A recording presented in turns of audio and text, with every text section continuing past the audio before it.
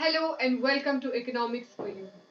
आज हम मनी जो है उसके बारे में पढ़ेंगे, functions of money, measures of money supply जो है, इसी के साथ हम अपना जो लेक्चर है वो ख़त्म करेंगे। इन तीन टॉपिक्स जो है इन पे आज हम डिस्कशन करेंगे। कल हमने पढ़ा था बार्टर सिस्टम के बारे में। तो बार्टर सिस्टम से हमने मनी पे शिफ्ट क्यों किया उसके बारे में हमने देखा कि किस तरीके से बार्टर सिस्टम में काफ़ी ज़्यादा इनएफिशिएंसीज थी जो विद टाइम जो है बार्टर सिस्टम जो है compete नहीं कर पाया और इवेंचुअली हमें मनी जो है उसको सिस्टम में लाना पड़ा। तो अगर बात की जाए कि सबसे पहले मनी कहाँ इंट्रोड्यूस हुआ, तो सबसे पहले money introduce in the sense कि मिंट होना कहाँ शुरू हुआ। मिंट हम किसे कहते हैं कि जैसे करेंसी की प्रिंटिंग होती है उसी तरीके से जो कॉइन्स होते हैं ना उनको मिंट किया जाता है। ठीक है, तो एक एक प्रॉपर तरीके से इंडस्ट्री बना देनी या एक बना देना, प्लांट बना देना जहाँ पे कॉइन्स जो है वो मिंट होना स्टार्ट हुए। ठीक है, कमर्शियल बेसिस पे। वो सबसे पहले कहाँ पे हुआ? टर्की में हुआ। It started in Turkey, it started in western Turkey. Western Turkey में सबसे पहले जो है कॉइन्स मिंट होने शुरू हुए। फिर अगर बात की जाए कि पेपर करेंसी, तो पेपर करेंसी जो है वो सबसे पहले चाइना में इंट्रोड्यूस हुई। चाइना में काफी टाइम पहले जब जो हमारी पेपर करेंसी है वो यूज कहीं पर नहीं हो रही थी, चाइना में उस वक्त की जो है करेंसी, पेपर करेंसी जो है वो यूज हो रही थी। बेसिकली जो यूरोपियंस जो करेंसी यूज कर रहे थे उस वक्त, तो वो ज्यादा से ज्यादा क्या थी? प्रेशियस मेटल्स, गोल्ड और सिल्वर से बनी जो है करेंसी थी। ऑलराइट, तो अब क्या हुआ कि क्योंकि जो यूरोपियंस थे, हमें पता है कि कॉलोनीज थी सारी जगह, तो सब जगह कॉलोनीज होने की वजह से ये और जो भी प्रेशियस मेटल्स थे ये अपनी तरफ ले जा पा रहे थे और हेंस ये और मनी जो है वो मिंट कर पा रहे थे। लेकिन विद टाइम जैसे जैसे और ट्रांजेक्शन्स बढ़ने लगी तो इनका गुजारा जो है वो नहीं चलने लगा। फिर चाइना में इंट्रोड्यूस होने के बाद यूरोप में भी जो है पेपर करेंसी इंट्रोड्यूस हुई, but not in present form. किस तरीके से यूज होने लगी कि पूरा कॉन्सेप्ट जो है वो हम आगे जो हम बैंकिंग पढ़ेंगे उसमें करेंगे। मैं थोड़ा सा ओवरव्यू आपको दे देती हूँ। इन लोगों ने क्या करना शुरू किया कि एक फेस वैल्यू के तौर पे इन्होंने पेपर करेंसी को यूज करना शुरू किया कि इनके पास पेपर करेंसी थी ताकि ये इजीली उसको लेकर कैरी करके कहीं पर भी जा सके। Since they were into a lot of travelling, तो कॉइन्स को एक साथ लेना it was dangerous and difficult as well, क्योंकि हैवी भी होते हैं ये, राइट। तो पेपर करेंसी जो है उसको जो है मोबाइल थी, वो ज्यादा मोबाइल को कैरी करना जो है वो ज्यादा इजी था। उस वजह से ये क्या करते थे कि अपनी ट्रांजैक्शंस जो है वो तो ये करते थे फुल पेपर करेंसी से, लेकिन अगर ये बैंक में जो है अपनी पेपर करेंसी ले जाएंगे तो ये रिडीम करा सकते थे। उसकी जितनी भी ये करेंसी दे रहे हैं उसकी इक्विवेलेंट वैल्यू जो है उसको रिडीम करवा सकते हैं। किससे? गोल्ड या सिल्वर, जो भी करवाना चाहेंगे उससे ये एक्सचेंज करवा सकते थे। देन स्लोली एंड स्लोली जो है अलग अलग जो है सिस्टम्स आते गए, जो एज आई ऑलरेडी सेड हम बैंकिंग में पढ़ेंगे। तो जो फाइनल फॉर्म ऑफ मनी है वो आज के फॉर्म में आया। तो व्हाट एग्जैक्टली इज मनी? अगर हम मनी को डिफाइन करें तो मनी है क्या चीज है? अगर सिंपल हम देखें तो मनी क्या चीज है? मनी जिससे हम कुछ खरीद सकते हैं। मनी इज पैसा, राइट। पैसा, तो पैसा हम किन चीजों के लिए यूज करते हैं? पैसा हम किसी चीज को भी खरीदने के लिए यूज करते हैं, एक्सचेंज करने के लिए यूज करते हैं। सबसे मेन यूज यही है ना पैसे का। तो सिंपल उसी से जो है मनी की डेफिनेशन आती है। ऑल्दो बहुत सारी डेफिनेशन है मनी की और इस पे आज तक डिबेट चला आ रहा है कि कौन सी डेफिनेशन जो है वो सबसे परफेक्ट है। But still this definition it works, क्योंकि इसमें तीनों एस्पेक्ट्स हैं वो जिसको हम मनी के लिए कंसिडर कर सकते हैं। ठीक है, so money is anything that is generally accepted. ठीक है, सबसे पहली बात क्या है? मनी कोई ऐसी चीज होनी चाहिए जो हर जगह एक्सेप्टेड हो, जनरली एक्सेप्टेड हो। किस चीज के लिए? एक्सचेंज होने के लिए। ठीक है, तो कोई भी वो चीज जो एक्सचेंज हो पा रही हो और that is generally accepted for exchange. ठीक है, किसी भी चीज के एक्सचेंज के लिए। जैसे हमारी पेपर करेंसी है, इसको हम किसी भी जगह पर लेके जाएंगे, we can buy anything, we can exchange it for anything we want. Given कि हम जो भी चीज एक्सचेंज कर रहे हैं उसकी जितनी भी वैल्यू है उसके बराबर जो है हम उनको पे करें, राइट। तो सबसे पहला, anything that is generally accepted as a medium of exchange, then what comes is and acts as a measure of value. ठीक है, और किसी भी चीज का अगर हम वैल्यू मेजर कर रहे हैं तो उसमें भी वो काम आनी चाहिए. जैसे ये नहीं कि आप काव लेकर जा रहे हो, आप बोलोगे कि काव जो है जनरली एक्सेप्टेड है क्योंकि हर किसी को चाहिए है, लेकिन अब अगर आपको मेजर करना होगा कि ये जो कमोडिटी हम एक्सचेंज कर रहे हैं इसको जब हम देखेंगे कि किस चीज के बराबर है, तो क्या आप बता सकते हो? नहीं बता सकते हो ना, राइट? अब जैसे पेपर करेंसी है आपके पास, आप कोई चीज एक्सचेंज करा रहे हो तो they can tell you the value कि ये 20 रुपीज के बराबर है, 5 रुपीज के बराबर है, 2 रुपीज के बराबर है. वहीं पे वो काउ को उस तरीके से या फिर कोई और ऐसी चीज है उसको नहीं बता सकते हैं, राइट? दे कांट से कि 1 kg of cow, 2 kg of cow, 3 kg of cow, right? क्योंकि again even if they are considering 1 kg of जो भी उसका मीट है, 2 kg ऑफ मीट है, देन दैट इज पेरिशेबल. कुछ देर के बाद तो वो खराब हो जाने वाला है ना, तो वहां पे वो सही काम नहीं करेगा मनी का. तो पहले तो it should be generally accepted as a medium of exchange. Then what comes is that it should also act as a measure of value. ठीक है, किसी भी कमोडिटी, जो भी हम कमोडिटी एक्सचेंज में ला रहे हैं उसकी वैल्यू को मेजर करने में भी वो चीज जो है काम आनी चाहिए. And then the third and the last according to this definition is store of value, जबकि हम उसको स्टोर भी कर पाए ताकि हम कल को यूज भी कर पाए. ठीक है, जैसे हमारी करेंसी है, इसको हम अगर सेव करके रख देंगे तो कल हमें किसी भी टाइम, इमरजेंसी के टाइम हम यूज कर सकते हैं. So this is the definition of money. So functions of money. ऐसे तो मनी के बहुत सारे फंक्शंस जो हैं हम बता सकते हैं, बट प्राइम तौर पे या मेजर तौर पे जो है हम फंक्शंस ऑफ मनी को दो पार्ट्स में डिवाइड करके जो है पढ़ेंगे. पहले आगे प्राइमरी फंक्शंस, मतलब सबसे पहले है जो मोस्ट इंपॉर्टेंट फंक्शंस है, बेसिक फंक्शंस है. मोर अगर करेक्टली हम कहेंगे बेसिक फंक्शंस जो है प्राइमरी फंक्शंस, और then there are secondary functions, standard of deferred payments, store of value और ट्रांसफर ऑफ वैल्यू. अब एक एक करके हम इनको समझ लेते हैं. प्राइमरी फंक्शन में सबसे पहले है मीडियम ऑफ एक्सचेंज. तो मीडियम ऑफ एक्सचेंज तो सिंपल है. पहले क्या हो रहा था कि डबल कोइंसिडेंस की वांट हो रही थी, जो डबल कोइंसिडेंस ऑफ वांट है उसकी प्रॉब्लम जो है वो हो रही थी. ठीक है, लोगों को एग्जैक्ट जो है चेंज है नहीं मिल पा रहा था गुड्स का. अगर उनको एक्सचेंज करना है तो वही गुड जो उनको चाहिए है और जो दूसरे को भी जो है चाहिए, it was very difficult and time consuming. लेकिन with the help of money ये जो प्रॉब्लम है ये क्या होगी, सॉल्व होगी. किस तरीके से? अब अगर हमें कुछ भी खरीदना होता है तो हमें सिंपल कुछ भी ले जाने की जरूरत नहीं है. हम सिर्फ उनको जितना उसकी जो है वैल्यू है उस वैल्यू का हम उनको पैसे देके आराम से एक्सचेंज जो है किसी भी चीज का कर सकते हैं. ठीक है, तो primary function medium of exchange, money is use to exchange goods and services. We can pay money, है ना, in turn of what? In turn of whichever goods and services we want. Hence, function of money as medium of exchange. Then comes the measure of value. ठीक है, पहले it was difficult कि आप इसको किस तरीके से measure करोगे. We already discussed. I will not go back to it क्योंकि it will be time consuming. हमें आगे और भी पढ़ना है. तो मेजर ऑफ वैल्यू में बहुत आसान हो गई है. आप कोई भी चीज खरीद रहे हो, आपको आसानी से जो भी आपका सेलर है, he will quote a price to it. It is for 10,000 rupees. It is for 5,000 rupees, 100 rupees, 500 rupees. बहुत आराम से उसी वक्त आप क्या दे सकते हो, उतना जो है उसको मनी दे सकते हो. The seller is also satisfied and the buyer is also satisfied with their own convenience. All right, तो primary functions हो गए, medium of exchange और measure of value. Then comes the secondary function. Secondary function में जो है हम तीन main functions जो है वो पढ़ेंगे. पहला तो आ गया स्टैंडर्ड ऑफ डेफर्ड पेमेंट्स.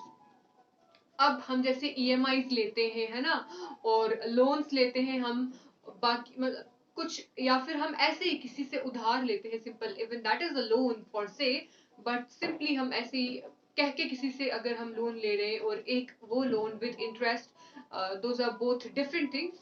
सो अभी के लिए let's just take it, consider it as one.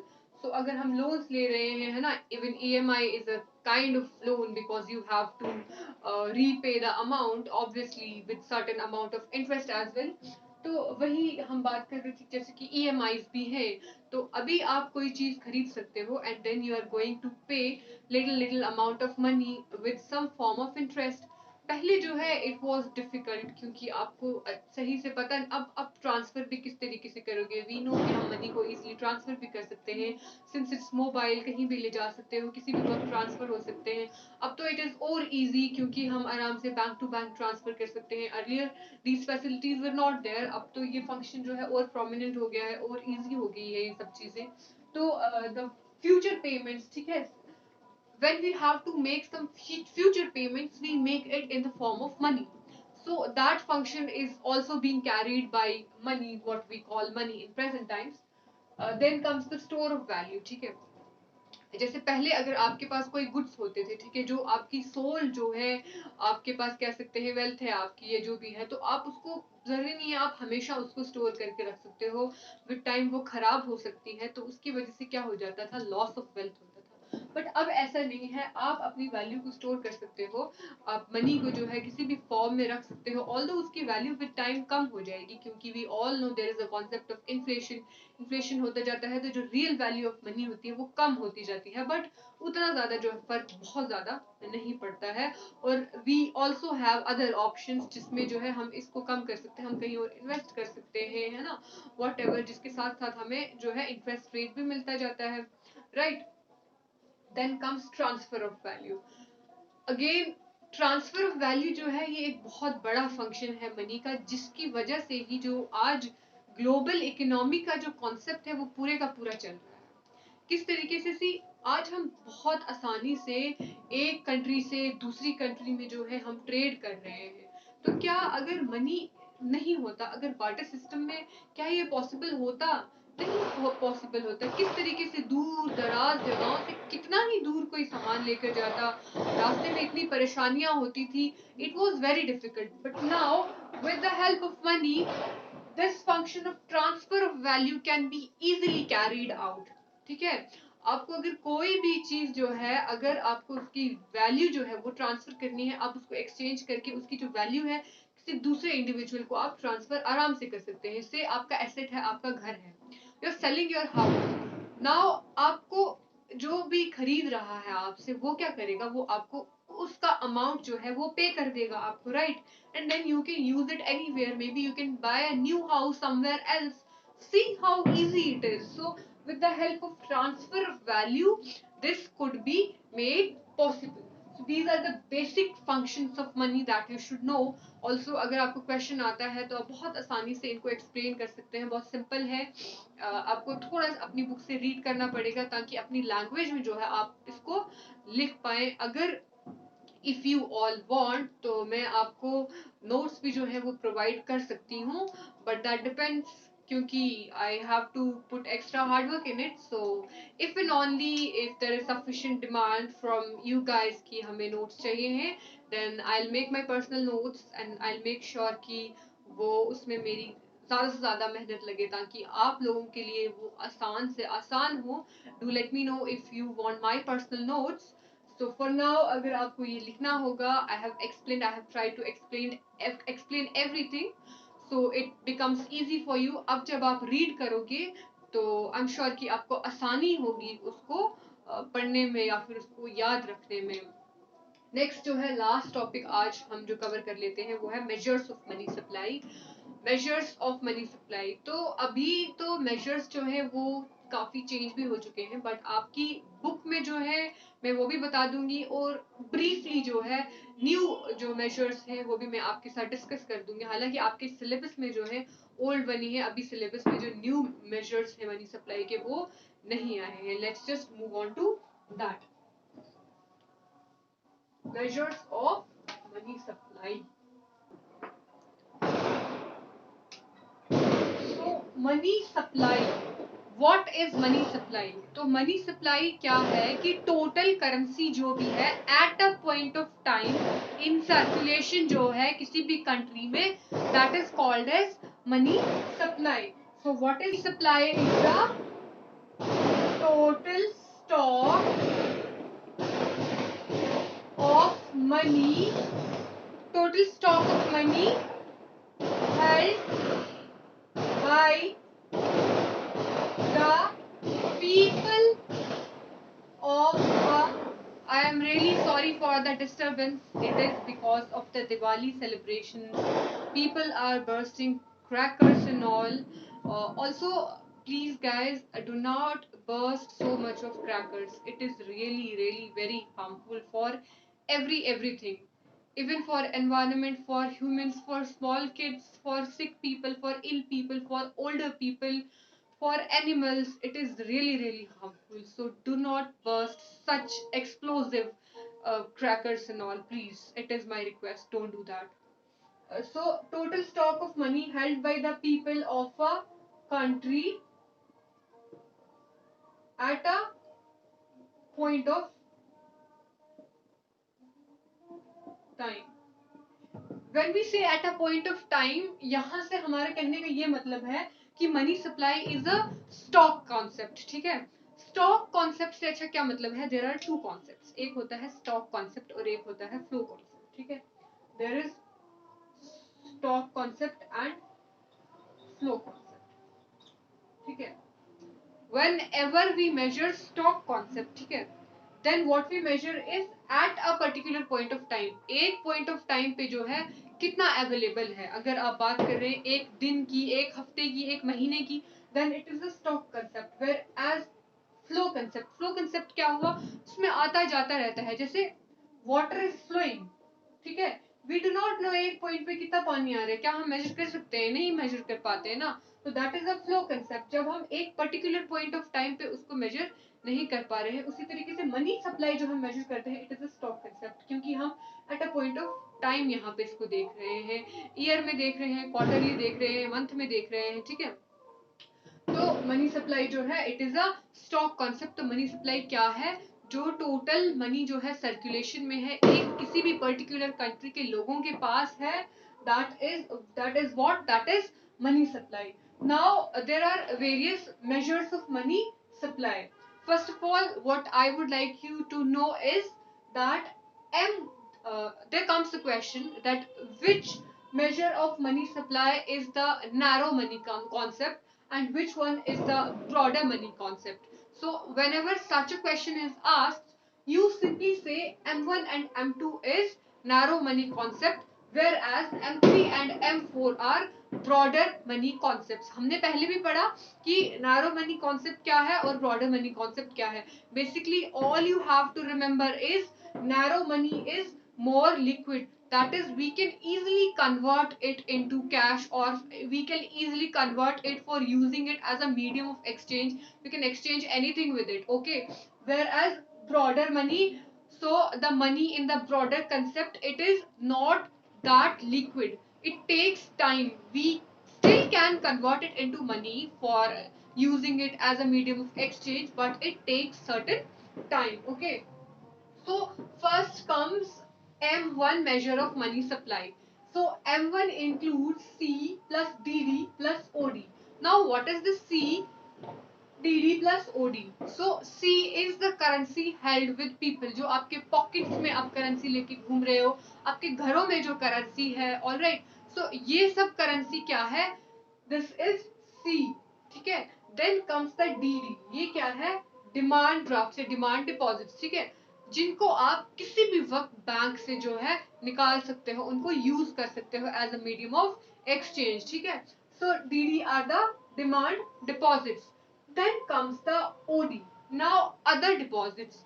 These deposits are the deposits with the banks or per se with the RBI. अब बाकी सारे डिपॉजिट्स जो किसके पास है? आरबीआई के पास है. अब अगर हम कहेंगे जो गवर्नमेंट के डिपॉजिट्स जो हैं आरबीआई के साथ है, क्या वो भी अदर डिपॉजिट्स में इंक्लूड होते हैं? तो no, they are not included. क्या कमर्शियल बैंक्स के जो डिपॉजिट्स आरबीआई के पास हैं, are they also included in the other deposits? No, they are not included. तो फिर अदर डिपॉजिट्स में कौन से डिपॉजिट्स आते हैं?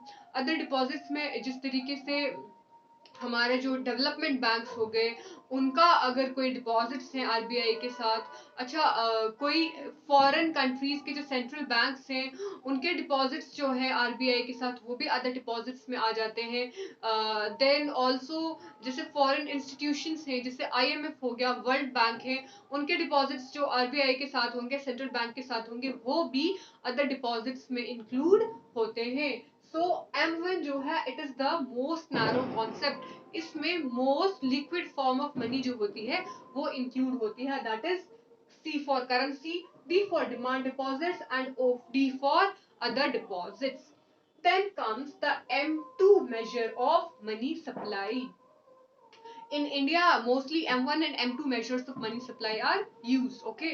So in M2 measure of money supply, there is M1. M1 again, M1 में क्या आ जाएगा, जो भी हमने M1 में पढ़ा, यानी कि C plus DD plus OD, इसको हमने वापस से इसलिए नहीं लिखा है क्योंकि एक तो लेंथी हो जाता एंड देन क्या है टाइम कंज्यूमिंग है, so simply we just write M1 यहाँ पे, क्योंकि हमें पता है कि इसमें ये सारे जो है कंपोनेंट्स इन्वॉल्व हैं। Then comes demand deposits with post office saving bank accounts.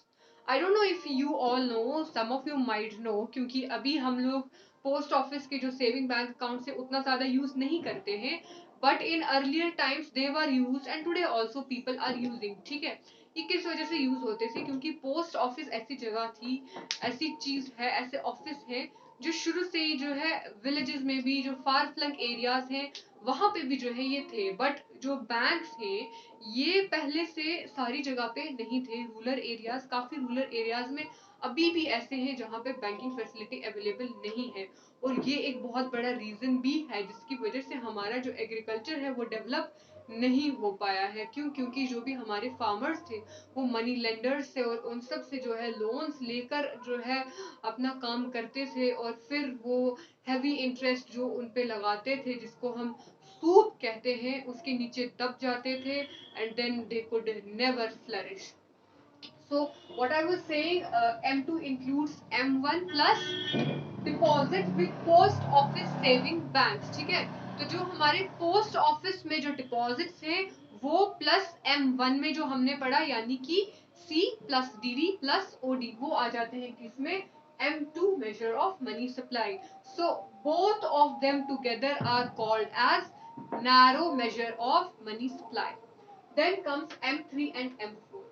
ठीक है, अब M2 और M3 में किसका डिफरेंस है, देखो M3 और M2 में क्या डिफरेंस आ रहा है। M3 में भी M1 है और M2 में भी M1 है। What is different in M3 is that deposits with post office saving bank जो है वो इसमें इंक्लूड नहीं है, और उसकी जगह इसमें क्या इंक्लूड हो रहा है, net time deposits with commercial banks. तो जो टाइम डिपॉजिट्स रहते हैं लोगों के कमर्शियल बैंक्स के साथ, यहाँ पे वो इंक्लूड हो रहे हैं। Therefore M3 is equal to M1। M1 में we all know it is C plus DD plus OD and then net time deposits, जो टाइम डिपॉजिट्स है कमर्शियल बैंक्स के साथ वो इंक्लूड हो रहे हैं। Then finally there is M4।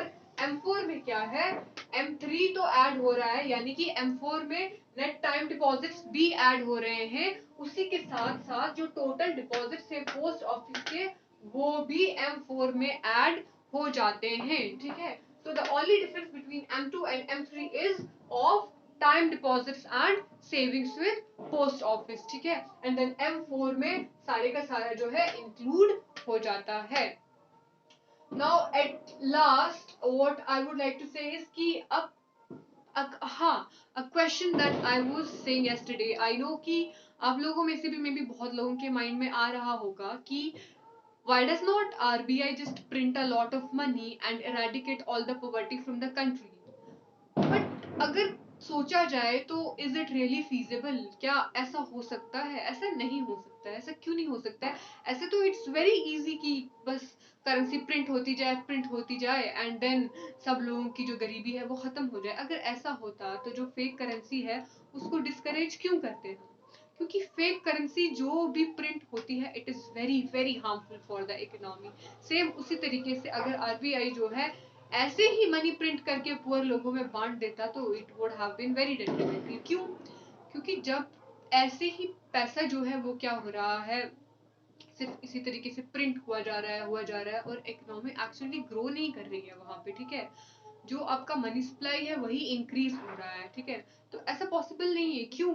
क्योंकि उसकी वजह से आपकी इकोनॉमी में ग्रोथ नहीं होगी। मनी सप्लाई ज्यादा होने की वजह से आपकी जो भी आप चीजें खरीद रहे हो, ठीक है, जो आपकी ट्रांजेक्शन है वो जो बहुत ज्यादा बढ़ जाएंगी, है ना। डिमांड जो है वो ज्यादा हो जाएगी। हमें पता है डिमांड ज्यादा होने की वजह से क्या होता है, प्राइसेस ज्यादा होते हैं। Come back to microeconomics, when demand increases it is directly related to prices, ठीक है। इंक्रीज इन डिमांड जो है उसकी वजह से प्राइस भी जो है वो क्या हो जाते हैं, इंक्रीज हो जाते हैं, ठीक है। तो प्राइस इंक्रीज होंगे तो इन्फ्लेशन हो जाएगी, है ना। तो उस केस में क्या है, ये ज्यादा बुरा है, क्योंकि यहाँ पे कुछ प्रोड्यूस भी नहीं हो रहा है। और हमेशा तो गवर्नमेंट नहीं देगी ना, एक बार दे देगी प्रिंट करके, 2 बार देगी, फिर वो लोग क्या करेंगे, फिर से वैसे ही रह जाएंगे और जो इकोनॉमी की पहली कंडीशन थी वो भी खराब हो जाएगी। ऊपर से वर्ल्ड इकोनॉमी में भी जो है उसकी कंट्री की पोजीशन खराब हो जाएगी, क्योंकि उनकी करेंसी जो है वो क्या पड़ जाएगी, सिर्फ इन्फ्लेशन बहुत ज्यादा होगी है तो उनकी करेंसी काफी वीक पड़ जाएगी फॉरेन करेंसीज के साथ। तो उस केस में क्या होगा, उनके जो है इम्पोर्ट्स जो है वो भी काफी ज्यादा महंगे हो जाएंगे, राइट। तो काफी सारी इम्प्लीकेशंस जो है वो हो जाती हैं। So it is not feasible, it is not possible to just print a lot of currency and eradicate the poverty. That is not possible. उसकी जगह जो कर सकते हैं एंड जो किया भी जाता है to some extent, बाकी चीजें ignoring the rest of it.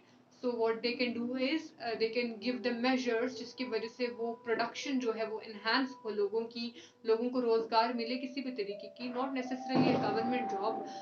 That's why I always focus कि at least people should try doing something.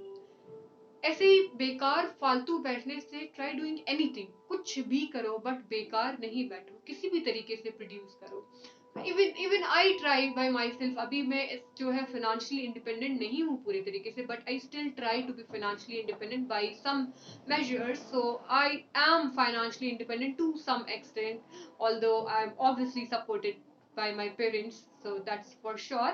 But still I try कि कुछ ना कुछ जो इनकम है वो मेरे खुद के बलबूते पे भी जो है वो आती रहे मेरे पॉकेट में। So even you all everybody should try. There are countries जहाँ पे जो बच्चे होते हैं वो 14-15 ईयर्स की एज में they are into investment and all, they are investing in stocks, shares, bonds and all that.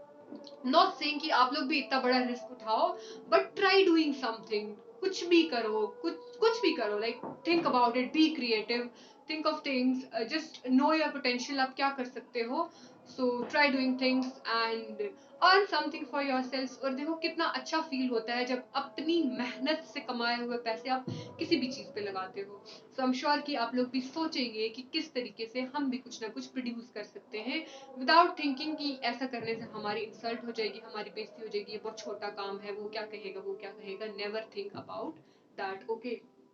So, who supplies money? RBI, central bank, and the government. They supply the money क्योंकि वही print करते हैं. We all know coins जो होते हैं और 1 rupee note जो है वो कौन इशू करता है, गवर्नमेंट इशू करती है, जो फाइनेंस मिनिस्ट्री होती है under that. And then we all know notes जो होते हैं उनको कौन प्रिंट करता है, उनको आरबीआई जो है वो प्रिंट कराता है। And then there is a entire process of money creation that the commercial banks do and that we will learn in the next chapter. I hope मैंने जो भी कवर करना था वो हो चुका होगा। Also I said that the new measures, so I will add a separate picture or a small video clip of that, so you can refer to that. Thank you so much.